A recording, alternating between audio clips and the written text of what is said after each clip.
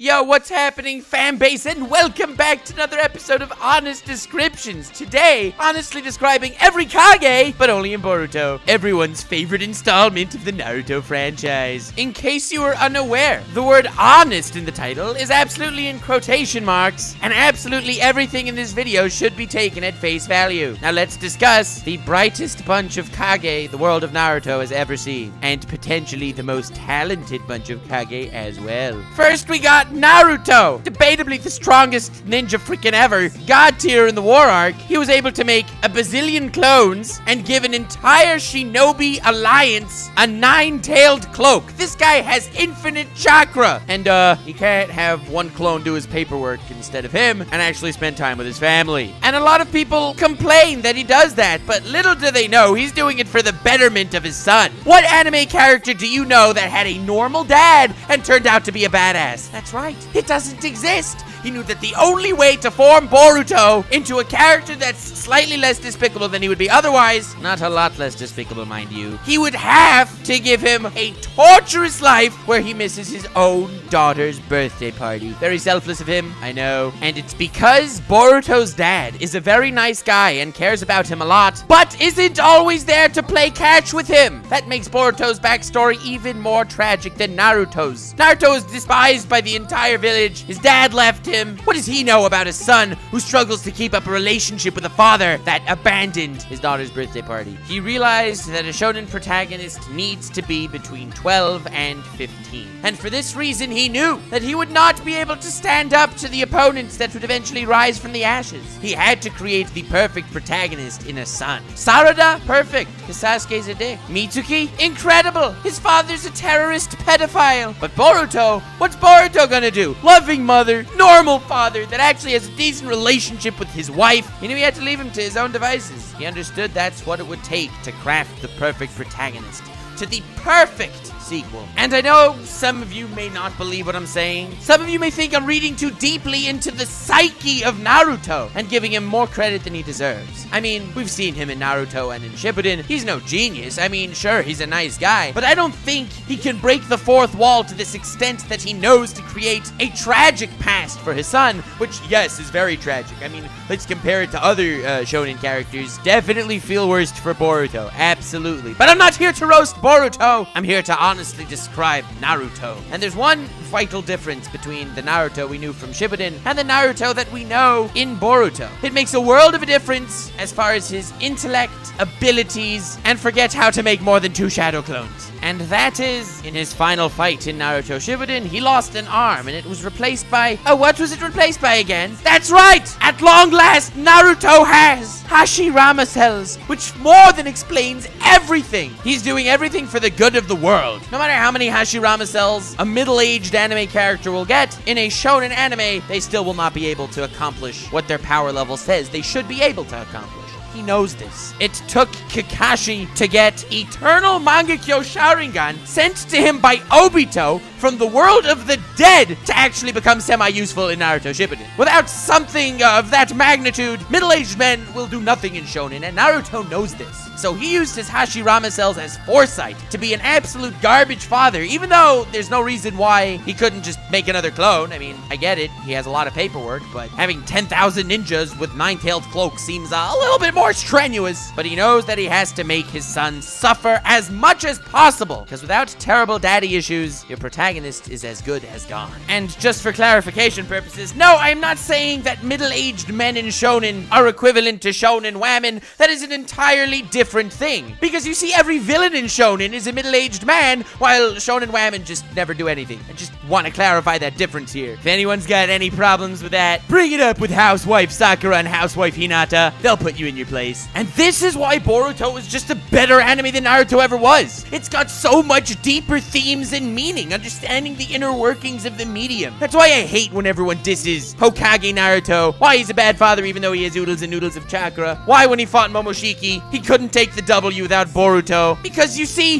he understands the genre of shonen far better than we could. That is the power of Hashirama cells. And if none of that is an explanation for anything he does, well then nothing could, because that makes more sense than anything else I heard. Not gonna lie, glad I was able to have Naruto save face here. If anyone wants to argue with you that OG Naruto is better than Boruto Naruto, well, definitely show them this video to change their mind and potentially their life. Glad I got that out of the way. All these plebs making fun of boy Naruto for absolutely no reason. God, I can't stand these people. Next, Kage. It's the Kage, Gaara. Now, everyone loves Gaara. Incredible character. We've seen him since he grew up. Even his villagers loved him. I mean, they all thought he was a demon and tried to kill him in the past. And then after the Chunin exams, when he came back and his dad was dead, he's like, okay, I'm taking over the Sand Village. No one complained. You know, this nutcase that was killing everyone? The answer is no, because Gaara, what a great guy, he took over the Sand Village through fear. It's the only logical explanation. One of the nicest and most caring, fear-mongering anime dictators right after Stalin. Great stuff, great stuff. But to immediately point out a contrast between him and Naruto, terrible backstory, was a dick to everyone, but in the end of the day, he became happy with himself and became a main character.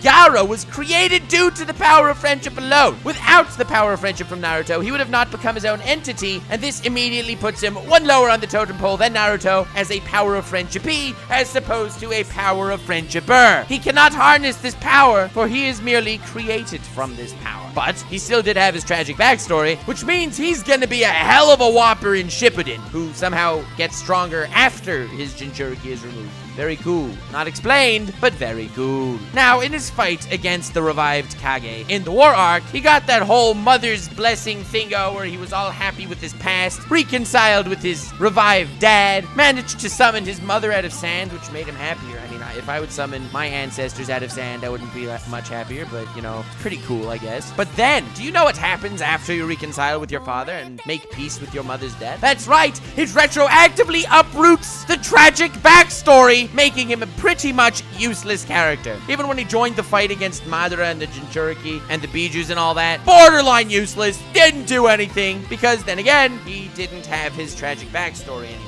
Gaara was very cool until this point. And to just hammer the final nail into the coffin, we skip to Boruto and we're like, well, let's see how much Gaara's developed. And he's developed a hell of a lot. If you look at his hair, it's now not spiky, but it's gelled. Clearly a higher level of maturity, making him closer to that peak middle-aged man stage, which basically completely nullifies the importance of his existence. But now, in his old age, granted, he cannot take any W's because he does not have the tragic backstory, nor is he a teenager, but he's a master tactician. And to all of you who are thinking, but there's no tactics in Naruto past the war arc. It's all just who can fart a bigger jutsu, like we saw with Momoshiki. And to those people I say, 'tis true, every major battle will involve a my dick is bigger than yours competition. However, that doesn't make him less of a tactician. It just makes his tactics more difficult to be applied in a useful setting. For example, in the Chunin exams in Boruto, which I hear was decent, not that I've seen them or anything, bagas, Sarada was fighting this guy, and then it eventually came to everyone's realization that her opponent was a puppet being controlled by someone in the stands. So Naruto, another brilliant mind as I've already elucidated, said to Gaara, Gaara, this is not fair. Whoever leaves the rink loses the match. That's the rules. And Gaara, gel-haired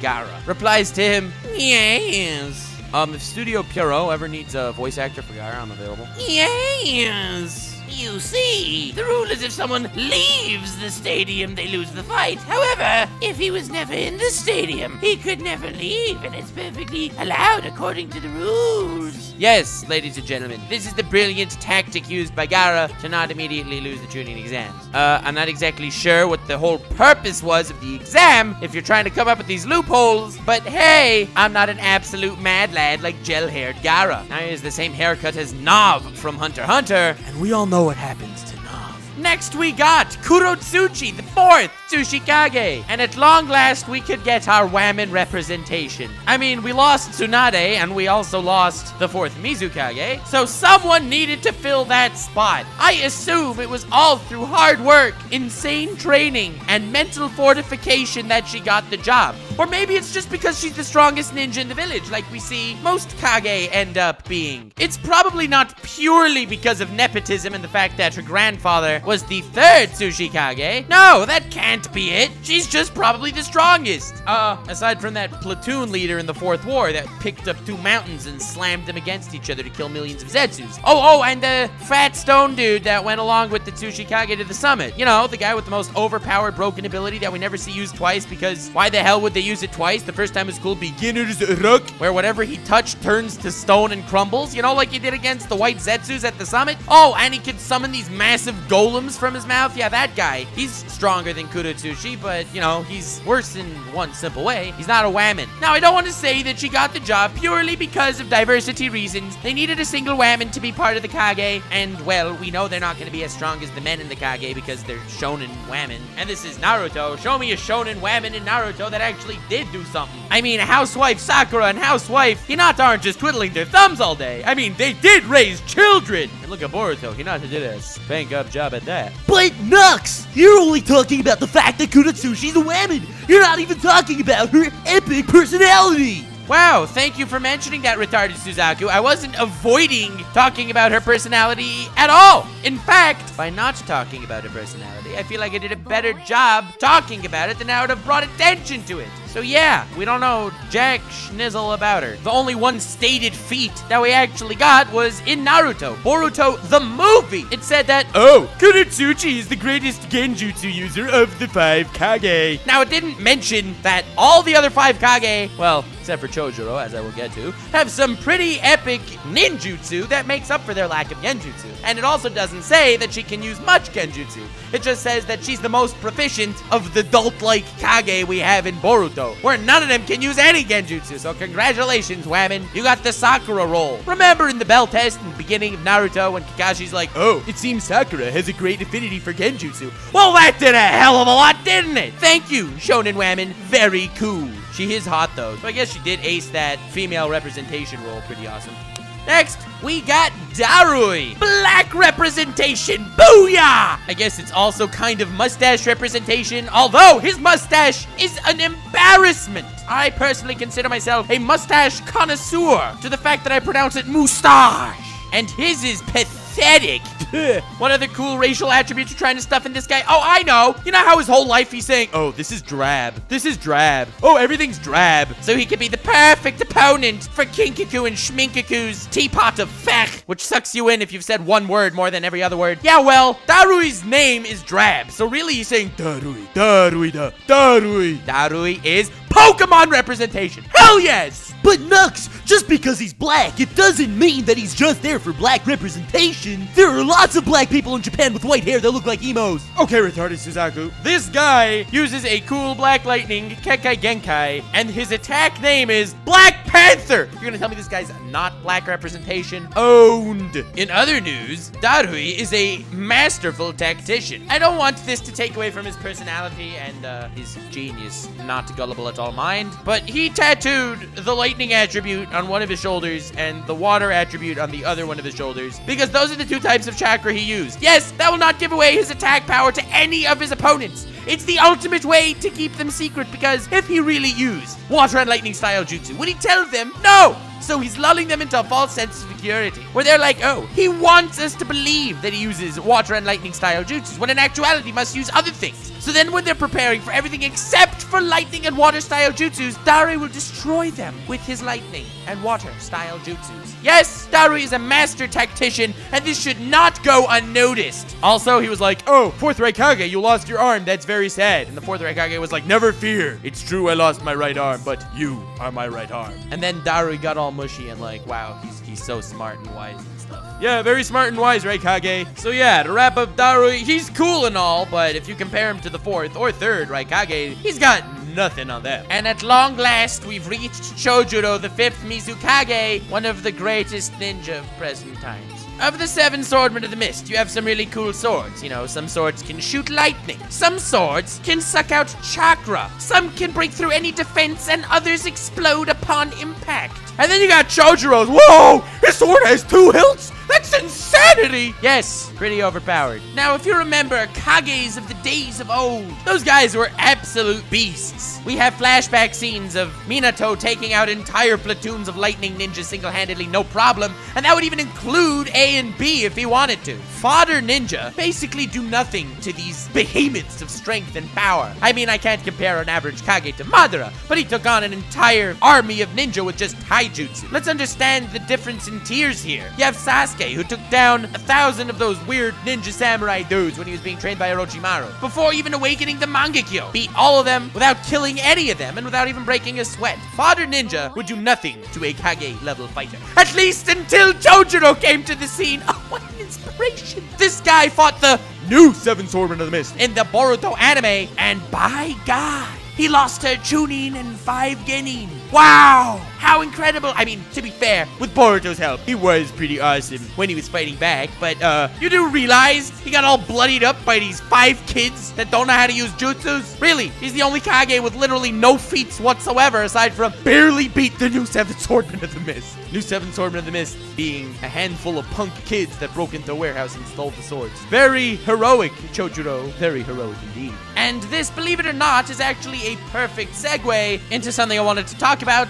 Let's say an honest description of all of the Kage and Boruto. By all of their meetings, they're all like, wow, since there's no big evil ninja organizations and no threats of war, these kids aren't even training to become stronger. They're the weakest generation ever. Speak for yourself, losers! It's true, you got Naruto on your side. He's pretty much god tier. And Gaara is good too. I mean, I would say he's average Kage level. But like, you're gonna compare Darui to the 3rd and 4th Raikage. You're gonna compare Kurotsuchi to the 2nd and 3rd Tsuchikage. You're gonna compare Chojuro to like an average Chunin? No, you can't. This is the worst generation of Kages ever. And as far as worst generation of new ninjas, what are you talking about? Do you realize Boruto is stronger than any Genin we saw in the entirety of Part 1 Naruto, except for potentially Gaara? Him, Sarada, Mitsuki, even Shikadai beat Boruto in the Chunin exams, making him pretty epic. You have Gaara's kid, who's even better than Gaara was as a kid, as stated by Gaara, the guy in the know. You're gonna call this generation the worst generation ever? Please, y'all self-hating old